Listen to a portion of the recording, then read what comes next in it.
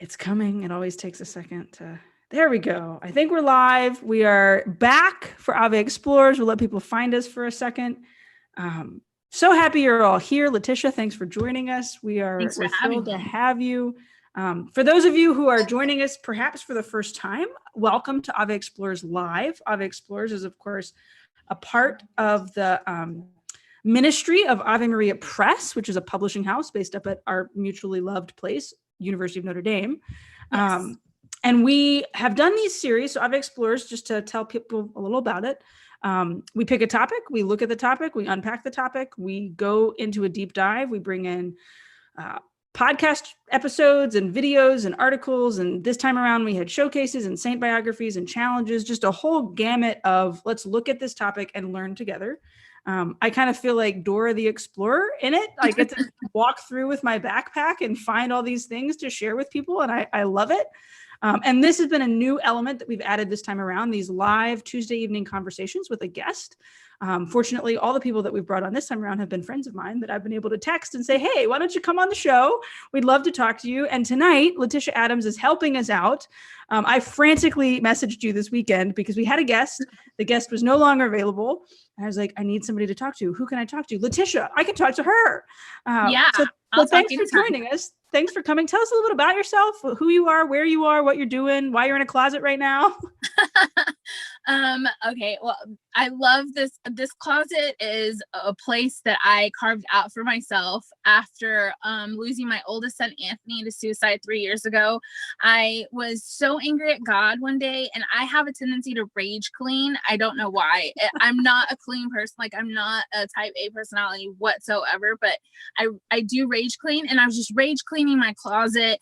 And at the end of it, when I put everything back together, I ended up with this closet that had all these beautiful memories of Anthony and all of these beautiful things that people had sent me in memory of him. There's an icon of Anthony up at the top. There is a cross that I got that someone sent to me from the Holy Land that was placed on the tomb of Christ during Mass.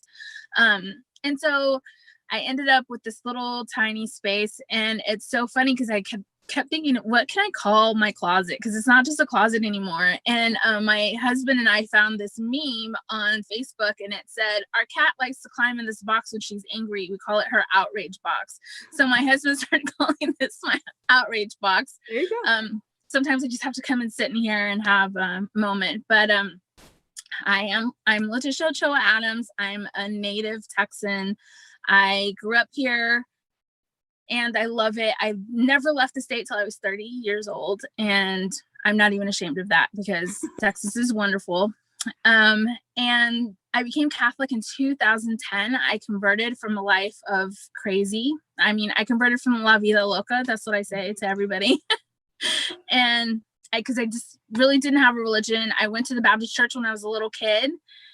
But, you know, when I was 14, I just decided that God was going to do his thing and I was going to do my thing. And I went my own way and lived a very difficult life. Got pregnant when I was 16 with my oldest son, Anthony. I ended up marrying my first husband after only knowing him for 2 weeks because that was the kind of decision-making skills that I had at the time. And somehow ended up in Austin after losing a very close friend of mine in a car accident. In 2007. And then I met my husband, Stacy, for the third time in my life. We've known each other since we were 4 and 5. He was in Iraq and I was in Austin, and he came home and started a pest control company, and we moved to the magical land of the suburbs. And I was like, okay, so if we're gonna have the American dream, we have a house, we have a yard, we need to go to church. And so we started going to faithful Catholic masses like Christmas and Easter. Like, we considered ourselves Big really ones. good Catholics. Yeah. And then I just wanted him to marry me. And so he said we would only get married if we got married in the Catholic Church. So I was like, dang it, that means I have to go to those classes and get my sacraments. Because at that time I was only baptized. I wasn't confirmed, and I didn't have my first Holy Communion and confirmation. Yeah. And I hadn't gone to confession ever in my life. And that was really, someone should have told me about that. Honestly, I would have gone through RCIA so much sooner. You heard it here first, folks. Promote confession and people will become Catholic. And so, yeah. And then we got married in 2010. We bought a home that was right next to the home that we had lived in for 4 years. I mean, it's a 2-story house. It was literally, I never believed in my life that I would live in a 2-story house. I come from generational poverty. My husband comes from generational poverty. He was a business owner. We were doing great, fantastic. We thought all our dreams came true. We're homeowners, business owners, faithful Catholics, because God did end up converting me. It wasn't just about marrying Stace. He kind of God did amazing things for me. And then everything kind of started falling apart little by little. And I thought, why is this happening?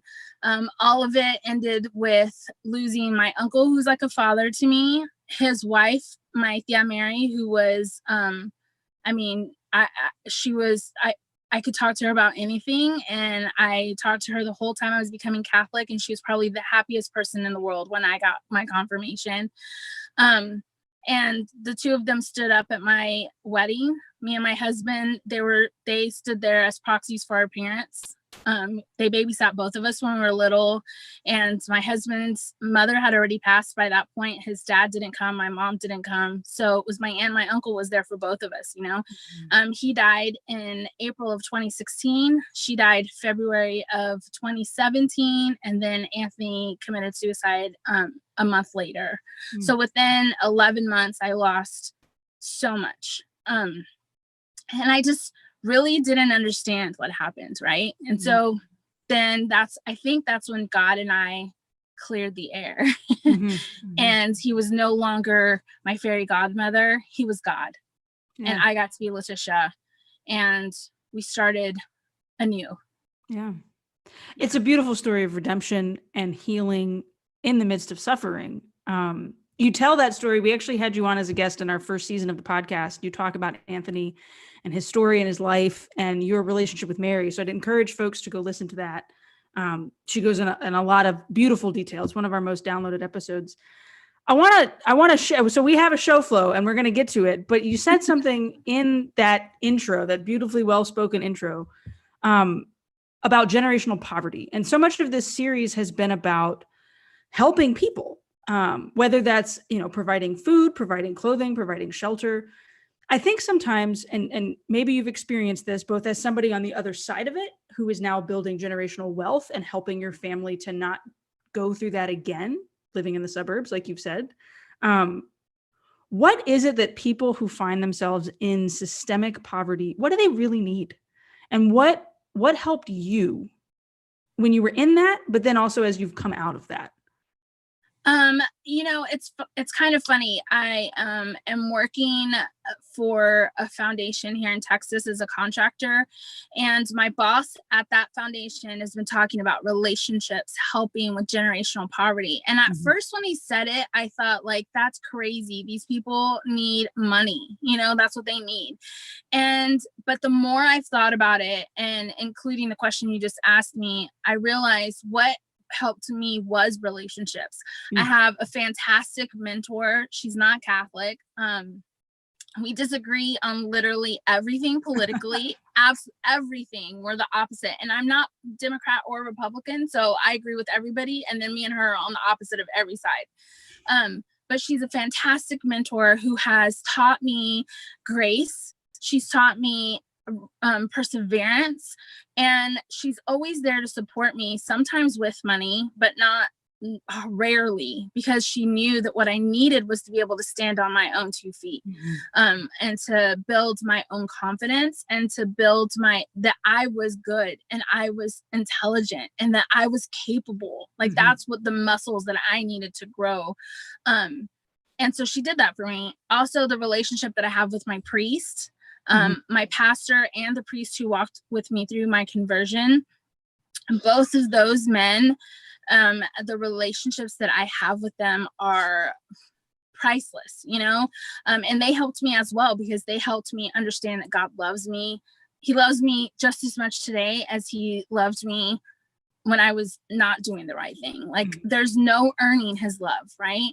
And those two relationships taught me that. And then the relationship that I have with my husband and with my children all helped me as well, because we have a goal. right? Our goal is not to be the Kardashians, you know, like when I tell people that I am creating generational wealth, it's not the Kardashian kind of wealth. It's a wealth in story, a wealth in knowing who we are, where we come from, what we believe. What does it mean to be Catholic? What does it mean to be in a family? You know, that's also wealth, right? Emotional wealth and stability. Stability. It's building a foundation. Yes, absolutely. So all those relationships, that's really what it was. And I think that people who are in that cycle of generational poverty, when you're in survival mode, you don't really have the time or energy to build relationships because for so many reasons, right? I mean, different communities have different reasons for that, but I come from Indigenous people. And I mean, the truth is that our relationships were destroyed at some point through subjugation. So I think I am my great grandmother's dream. You know, I am the answer to her prayers of when is my family going to be better? And me living in a 2-story brick home in the suburbs is the answer to that prayer, that we are finally, I'm at a place where I'm not surviving. I am thriving. And in that thriving comes healing all of those wounds that came beforehand. Yeah. My husband teaches in a charter school here in town, and he had a long conversation with his one of his coworkers who's in the administration side of things about how some of their students come into the building and they seem like they don't care. They seem like, you know, like, why do I care about biology, much less, you know, like tucking my shirt in. And, you know, Tommy is a white man teaching a dominantly minority community. And he's like, I don't understand that. Like, school for me was like, that's where I'm going to thrive and that's where I'm going to succeed. And education is my path forward in life. And the administration, you know, the administrator looked at him and was just like, when a kid doesn't know when their next meal's coming from, or if the lights are going to be on when they get home the next day, or if mom or dad's going to be there or had to pick up another job, or they do get a handout of some sort that has provided something for their family, but they don't know what to do with that handout because they haven't been taught how to invest or how to use it or like what that money could be used for, that kid is just in survival mode all the time. And so it's hard to shift. And part of the onus upon Catholics of privilege, even who don't even recognize their own privilege, is to be like, look, it's not enough for me to just write a check. I need to enter into that person's life and walk with them, not as a savior, and not to get accolades, but because I want them to thrive. And that's part of the project of holiness, I think. Yeah. And there's just so my husband and I have, not only have we had to raise ourselves in this time period, right? So we've had to raise ourselves, heal ourselves while raising our children, while helping our children navigate through the world in a totally different way than what we navigated through the world, because we've created this different life for them. But that means we don't know what the heck's happening sometimes. You know what I mean? Like college applications, we have no clue how to do that, right? Because both of us have a GED.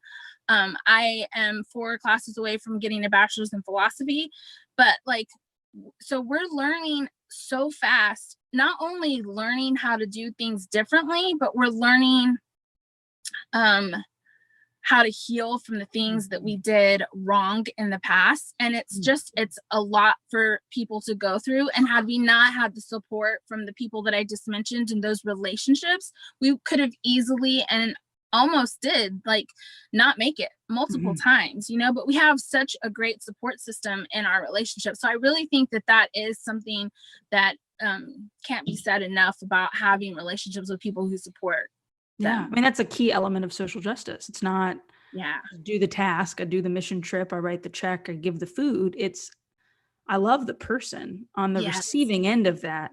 And perhaps even, I mean, some people might have to be convinced to do that. It's like, well, selfishly, you'll probably benefit. Like that person's worth knowing. Not just that you can help them, but there is a reciprocation. There's a great joy in growing to know people who may have had a different story, and helping them write a new one. And that's another thing, like learning someone's story. I've known my husband since he was 5 years old. And there are still times when we sit outside in the backyard and just tell stories of what things happen to us. I mean, the human life is just made up of beautiful stories, and you can always see where someone was and where they've been and where they are now. Yeah. Thank you for taking that detour. You said those words and I was like, oh, we got to talk about that. And I'm ADD enough to where it's like, if I don't ask her now, I'm not going to remember it later on. But it segues perfectly into this whole series. We've been talking about justice, and, the concept of justice is giving to another what is owed to them, and putting our faith into action is really looking at the people around us, the circumstances, situations, systems, whatever word you want to use, and saying, how can I respond? The love of God that compels me, the gospel commandment that tells me this is what I'm called to do, the whole concept of standing before the Lord someday and saying, yes, I clothed you, yes, I fed you, yes, I visited you.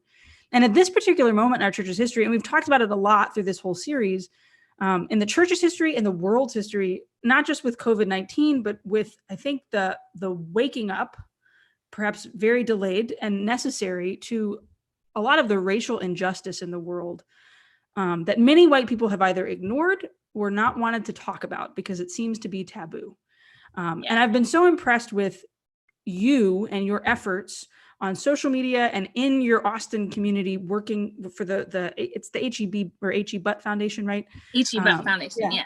Yes. I miss our HEB. I wish it was still here. The day it closed, I mourned. But the work that you've been doing to both elevate voices of people of color and to really call Catholics to prayer. So tell us a little bit about how you have responded to the current moment that demands justice and that demands that Catholics not sit on the sidelines.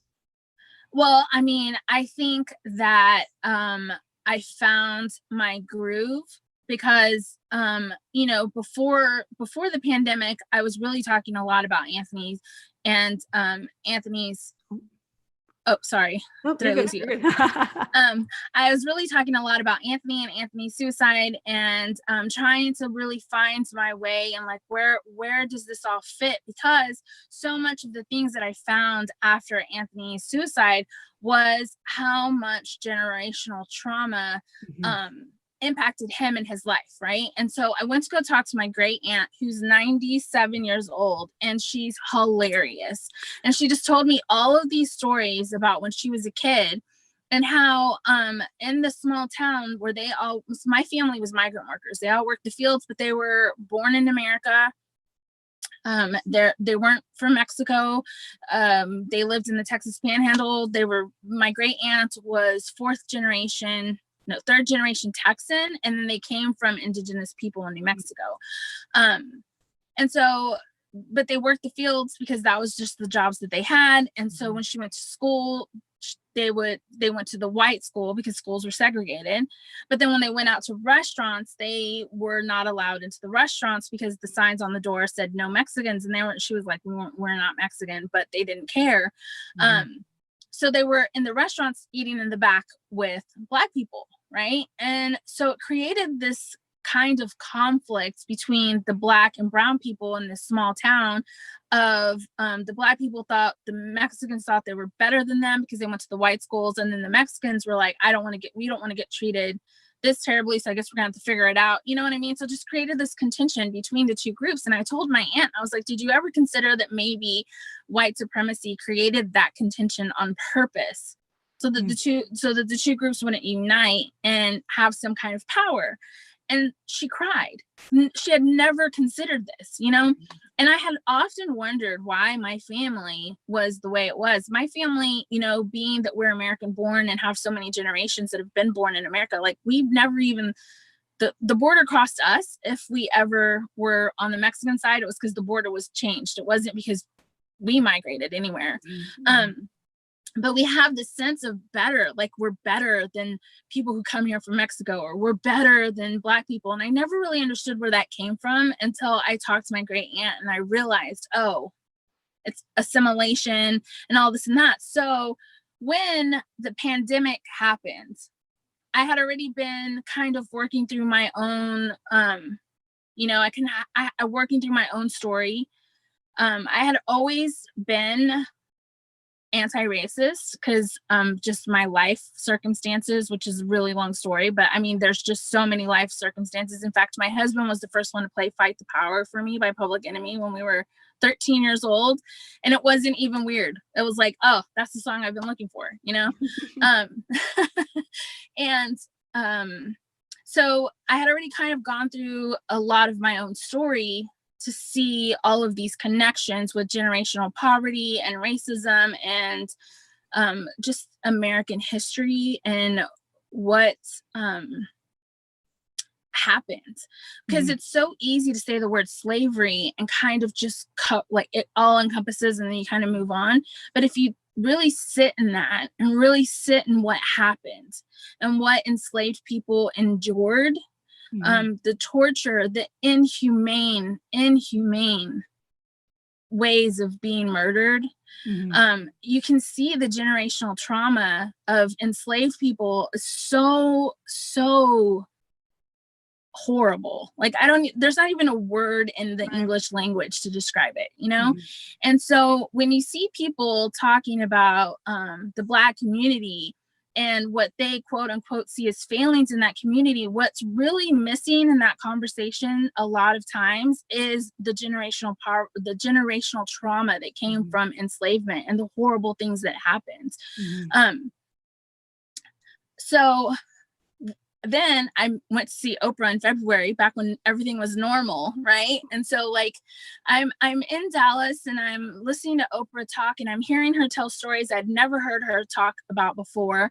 And then she said, once you find your groove, everything will come together. And I kept thinking like, well, I can't wait for that to happen because I have yet to be in a situation where it feels like everything's coming together. And then the pandemic happened, and then George Floyd died. Well, actually it wasn't, it was Ahmaud Arbery. When I watched that video, I was shocked. Also, Ahmaud was only a month older than Anthony. And I watched an interview with his mother and I knew that face. I knew that strength. I knew that, you know, and I also knew that as horrible as it was that my son took his own life in my home, and as traumatic as that was, that what this mother was going through was so much worse and so much deeper and so much more history, you know? And then George Floyd happened. And I think I lost my mind. I think I just like, there was, I just remember putting the phone down and I just lost my mind. Because on the one hand, it's like, finally you can see what people have been saying, right? But also, do you see? Like, it's so we're awful. just gonna let it become a viral moment and we move back on. Yeah. So at that point, I decided that I had built a platform that I didn't even understand why I was building it. God just told me, keep writing. Even when I was writing for free and my husband was like, we need grocery money. I was like, I don't know. God said, keep writing. Like I'm talking and writing. I don't really know what's happening. People were like, what are you doing? And I'm like, I have no idea. Listening. Just doing what God tells me. It looks crazy, which is always the good sign, right? But anyway, I had built this platform and I had built it my way. I had nothing to lose. I had no fans to lose. I had no job to lose. I had nothing to lose. So I had freedom to say what I wanted to say, to share the people that I wanted to share. And to try to make a difference, you know? And at first it was pretty sketchy because I'd get the DMs that were just crazy. But a lot of those people have since in 30 days or however long it's been since George Floyd passed away, was murdered, those people have messaged me again and said, hey, I've actually stuck with your Instagram. And because I had women, Black women, not even women of color, because I just really want people to understand that when we say Black Lives Matter, it's not because nobody else's life matters.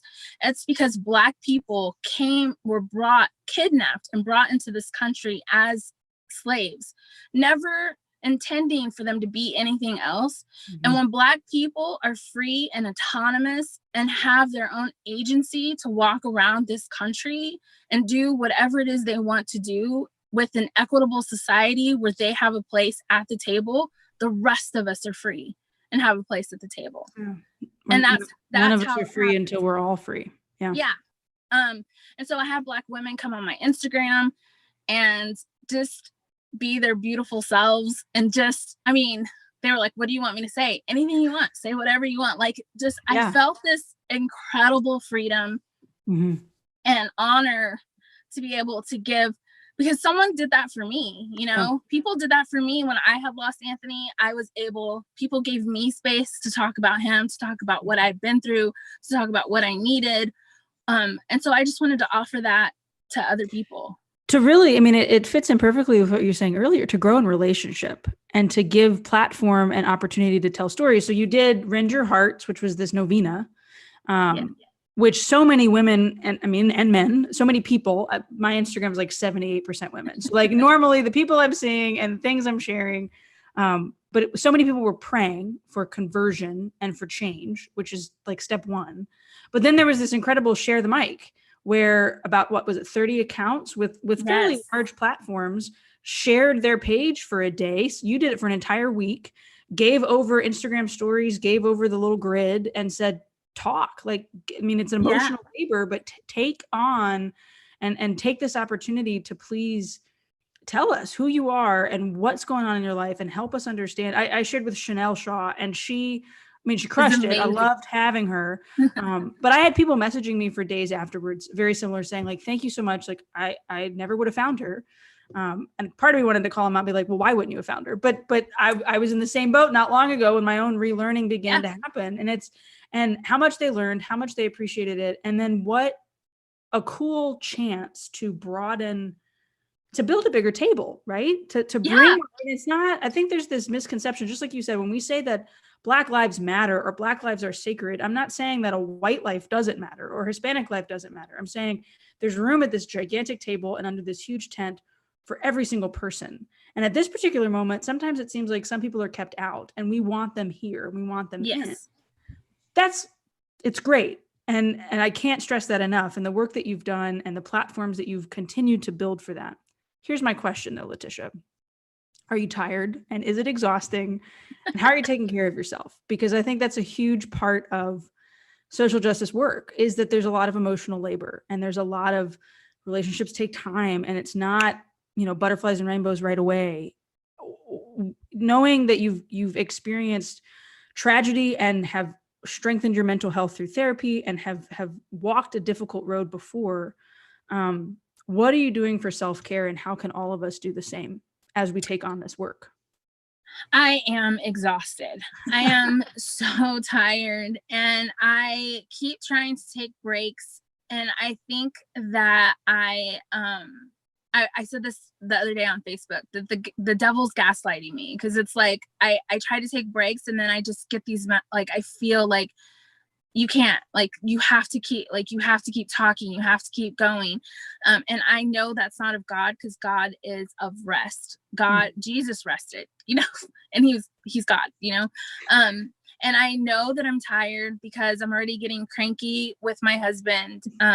We've already gotten into a fight, which is just typical spiritual warfare, like so predictable. But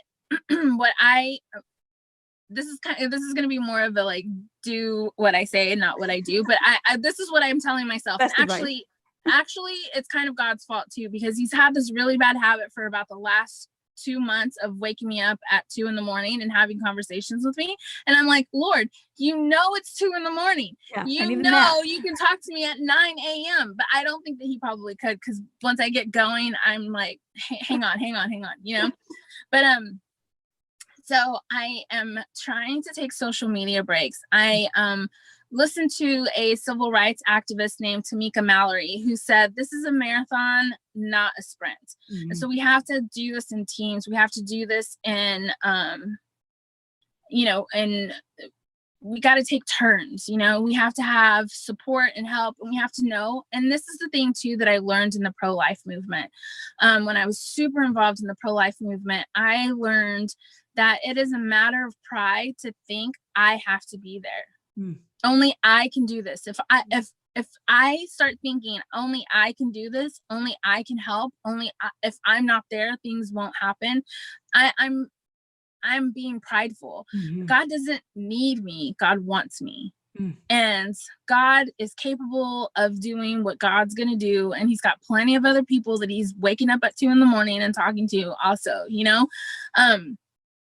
So I really need to go to confession and go ahead and confess the sin of pride, because that's what that is. That's not healthy boundaries. So I am going to take a break from social media for 24 hours for real tomorrow.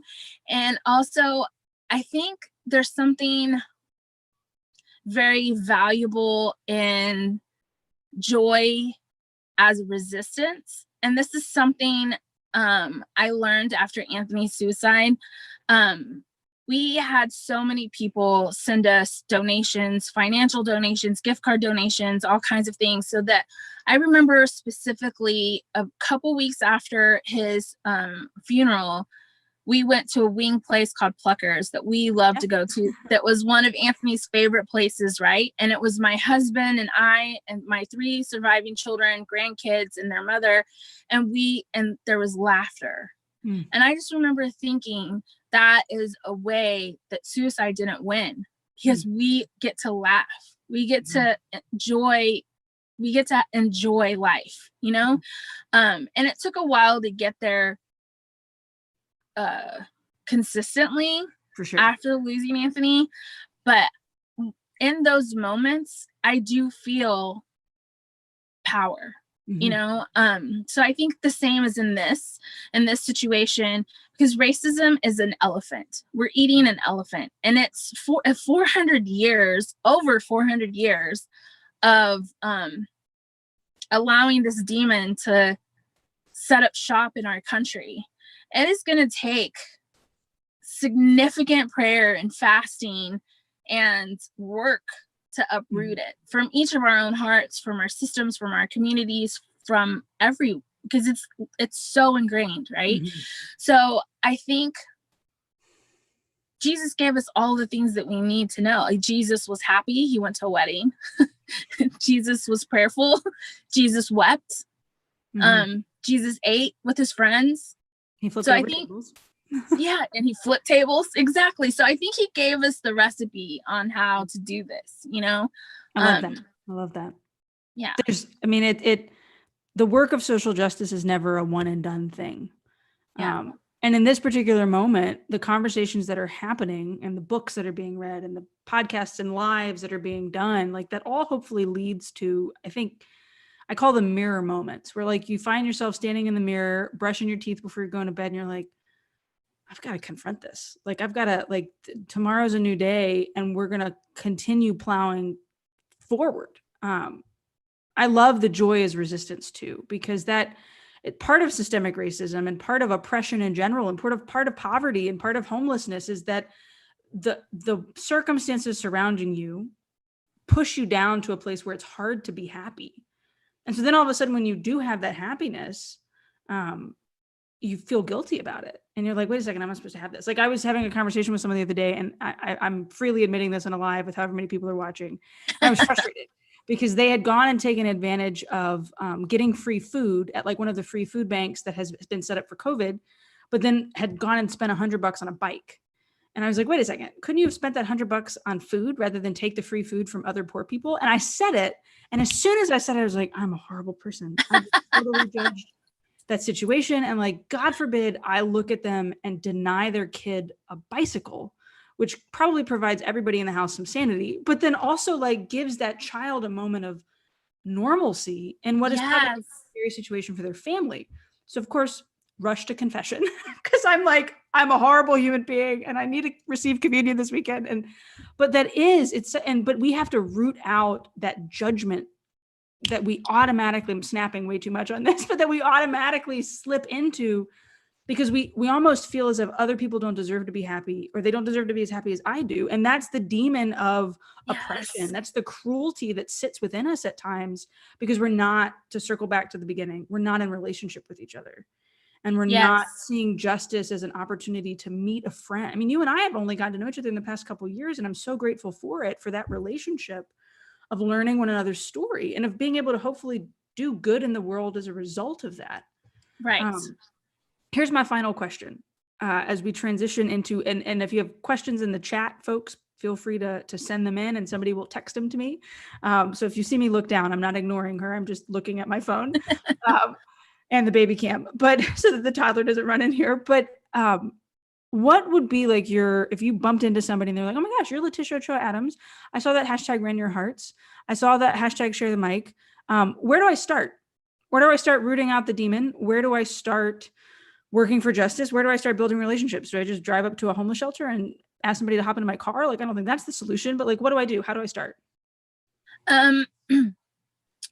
So I would say that the first place to begin is with the organizations that are already working on the ground in your community. Every community has them, but they're not marketing because they're using that marketing money to help people. So you're not going to see their full page ad in your local newspaper. You're not going to see this beautiful logo. Like, you know what I mean? I am so impressed with community organizers. I'm fairly new to getting to know them through the foundation work that I'm doing, through my contract work with foundation. But they're everywhere. And they're on the ground, and a lot of them are working through Catholic parishes. So they're already in there, and they're helping people in communities that lack access to resources ask for what they want. Instead of nonprofits coming in and saying, this is what you need, and playing the white savior, these organizers are saying, what do you want in your community? And these people are like, oh, well, I want this, this, and that. And they're like, okay, well, this is how we're going to get it done. So they're doing the thing that my mentor did for me, which is give them confidence, give them power in their own voice and their own needs for their own children and for their own community. Because no one knows better what a community needs than the people who are living in that community. And so that's where I say start, is look for those people. Yeah. Father, we did an episode with Father Sandberg, and he said the exact same thing. I mean, he teaches an entire course about social justice work for MBA students at the University of Notre Dame. And he said, we don't need to reinvent wheels. We need to find the wheels that are already spinning and get invested. And sometimes for some people, their situation in life, that is writing the check. Or using a platform to, I did a fundraiser for Abide Health over in Dallas because it's like, look, I know pro-life people want to give, they want to help pregnant moms. Like, this is a great group that's doing it. Yes. And that's a perfect example right there. Like, even if you're not in the Dallas area where they are, even supporting them on Instagram, even supporting them through fundraisers and stuff like that is something that someone can do because, and it also informs you. It informs people. This is something that I was saying about an equitable society where, if you want to be pro-life, then you also need to work for the equitable birthing of children.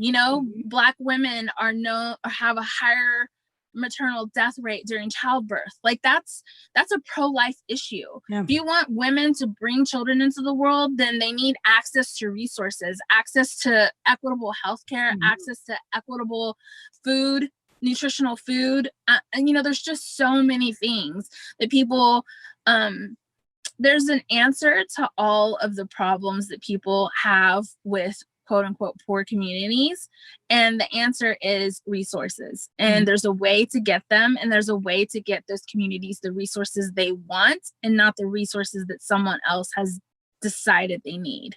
I want to sit with that for a second because it's good, right? Like, we can't just look at a situation and say, oh, I can fix that problem. It's maybe I should have a conversation with them about how they think that problem needs to be fixed. Maybe they'll tell me, I don't know. Maybe they also know precisely what they do need. you know, and maybe sometimes too, in those moments of poverty and pain and loneliness and hurt, they need somebody to just sit and listen. Steve Camilleri talked about that in his podcast episode about the Center for the Homeless. Like, goal number one is not just give that person a bed. Goal number one is to say, okay, who are you and what's been going on? And make them feel seen and loved.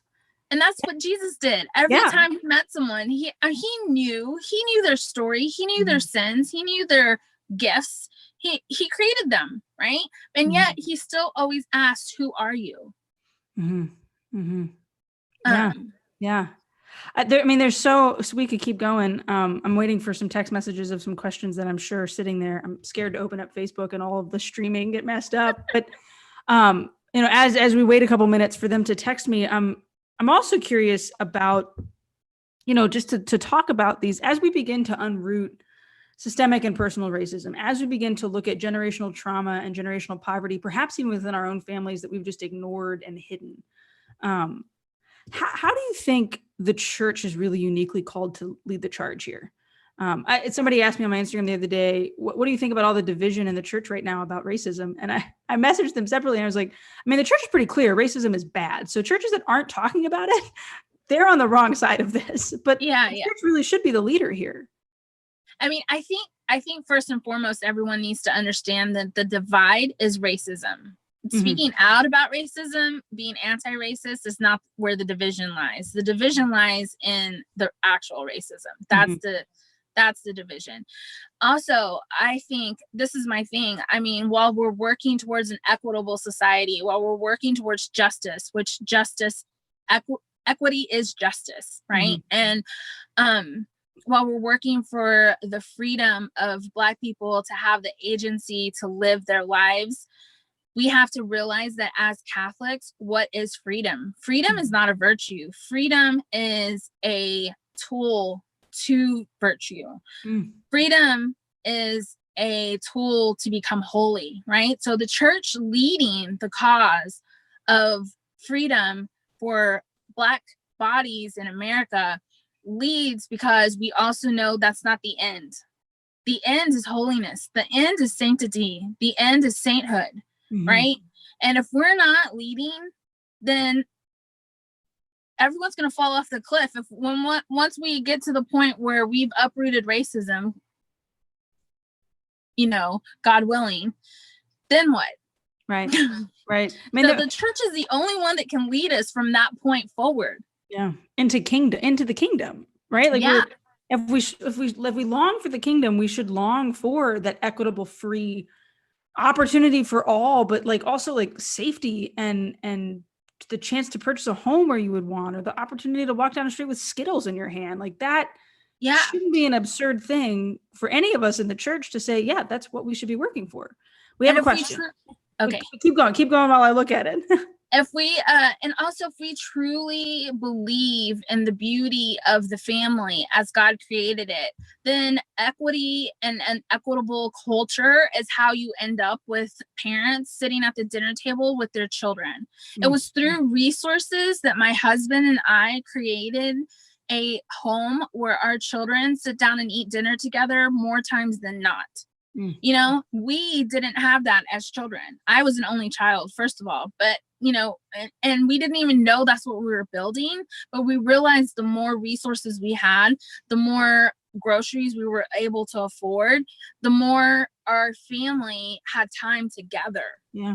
And that is really, if what we're saying is we believe in the family, if we're trying to really, really say that, then we have to understand that resources and equity is how to get that. Yeah, for sure. Being able to not work that second job to where you can be home at 6:00 and put the dinner on the table. That's a luxury in some parts of our world, in some parts of my town. And how many people end up in divorce because of financial problems? It's the number one marriage tension. Yeah, for sure. Yeah. Especially now in this particular moment when people are losing their jobs and businesses are closing and the future is uncertain in childcare. it's almost even more pressing to work for equity on both the racial side, but also even within the two are not side. they're infused together, right? Within all Yeah. of it to work for that. This question from Holly, thanks for watching, Holly, is for you, Leticia. So she says, I have 5 kids, 4 still at home. That reality, in addition to full-time work, it takes a lot. Solidarity, sister. How can I work with and around the work of mothering? And how have you been able to do so much while raising your own family? Well, when I came into the church, my oldest child was 14 and my youngest child was 8. So we already had, and my husband had 3 kids. So we had 7 altogether, but those were the ages. So they weren't little kids, right?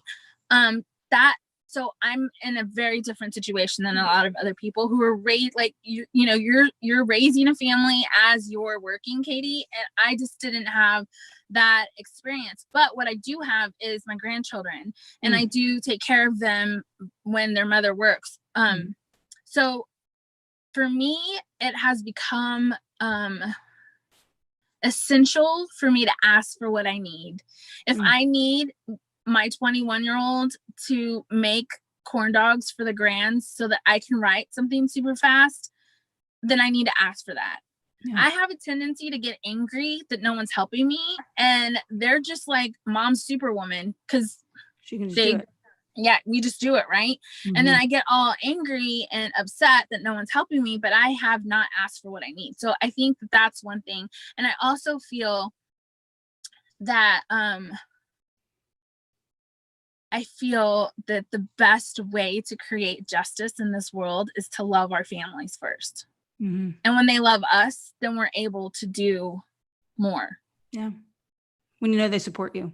I mean, my husband will tell me frequently, hey, I like the podcast episode today. And I'm all like, I know he's listening. He listens while he works out, but every time it's like, oh, he listened. Just like, like I'll watch the video he has to put up for his biology class. And it's like, yeah, it was good, babe. Like, good job. Like, the support, it goes right back to what we were saying in the beginning. Some people that don't have that support are just looking for that from others, and we might be the ones that can give it. And that's part of working for justice. Yeah. And it's also still exhausting because even though my kids aren't little, my kids are still grieving their brother, and they're also just freaking young adults. Like I don't You're raising Gen Z. Yes. And they're so exhausting. Like the other day, okay, this is a perfect example. So I gave my kids a history lesson about Aunt Jemima and blah, blah, blah, blah, blah. And we're having this whole conversation. And then the next morning I hear screaming from the kitchen. And I'm just like, oh, I forgot. I had Aunt Jemima pancake mix in the cabinet. And so my daughter is like, she's 18. And she's like, this is wrong. And you're a hypocrite. And I'm like, listen, this is the thing, And so there goes a whole conversation. And then as soon as I finish with that conversation, the 21-year-old comes out and he's like, so did you hear? And it's like, oh my, and my children are not, practicing Catholics right now. And they all have their own political opinions. And I have, one who is he's no longer really a huge fan of Bernie Sanders, but he was during the primaries. And then I have a Joe Rogan fan, and then I have Felicity who has her own situations going on. So, they're just different people. You need a podcast. And so I want to hear that dinner time conversation. It's exhausting. Sometimes I just want to talk about the weather. Like, can we just, and my husband is like my husband's a very mechanical person. Like, my husband can fix anything. He can kill any bug. He can fix anything. He can build. I mean, he has created our yard looks, because he's been home from Iraq since the pandemic, and our yard looks totally different. I think our neighbors are like, they're about to sell their house. Like, our house looks so good right now. But so wears him down, it wears me down. And we're just like, can we just talk about the weather instead of the moral consequences of whatever the problem is that day? That occasionally happens at our table where we'll just be like, let's pick a generic topic. But I like the wood grain of this table that I found on Facebook Marketplace. Let's talk about that, and not fighting the man and the systems that this world has created that are oppressing our brothers and sisters. I think my family sometimes wants me to cool it. I think we only had that one question because I truly, Leticia, I think we covered it. Like, I think we had the topic and we talked about it. So thank you. Where can folks find you? Where can they support your work? Well, right now they can find me on Instagram and Facebook. It's Leticia O Adams. And eventually I'll get my website back up, which is leticiaoadams.com. And I have a Patreon, all the same, Leticia Ochoa Adams. And pretty much anywhere I talk all the time. Like I talk everywhere. I'm kind of back on Twitter, but I'm not really, that's not an official announcement because I could delete it. Like avoid it as long as you can. It's a hellscape at times, but also great joy as well. There's some good folks on there. Leticia, thank you so much for your time. Thank you to everybody who has tuned in tonight, who stuck with us through the whole thing. Of course, the rebroadcast will be available as soon as we hang up of the Zoom call. You can watch it anytime. You can share it on Facebook. You can find it on YouTube. You can watch it on Vimeo. Tomorrow, it'll be on IGTV for our Gen Z millennial fans who like to watch things on their phone. I can only ever watch something on my phone for like 5 minutes. I don't know if that's true for you, but like, I can't hold it up for super long. This, of course, is our last Faith in Action Ave Live. We are going to be doing this again once we map out the future. So stay tuned. Continue to follow Ave Maria Press on Instagram, on Twitter, on Facebook, especially where this is really broadcast. And I would highly encourage you, I say this at the end of every podcast too, go over to the website, avemariapress.com, and you can find all of our content, including Leticia's podcast episode, also on Apple Podcasts. But from this series, especially all of the articles and the videos and the content that we've created specifically surrounding social justice. If the conversation tonight really sparked a lot of curiosity in you about especially fighting for racial justice, go listen to the Ike Ndolo and Chika Anyanwu Facebook Live that we did 2 weeks ago. And we have a special podcast episode with Father Josh Johnson and Sister Josephine Garrett as well, which do a great job defining terms and talking about reparations within the church and really the building of that equitable society, and tell the beautiful stories of Black Catholics in America, which deserve to be told. So again, thanks for tuning in, everybody. Leticia, it was great to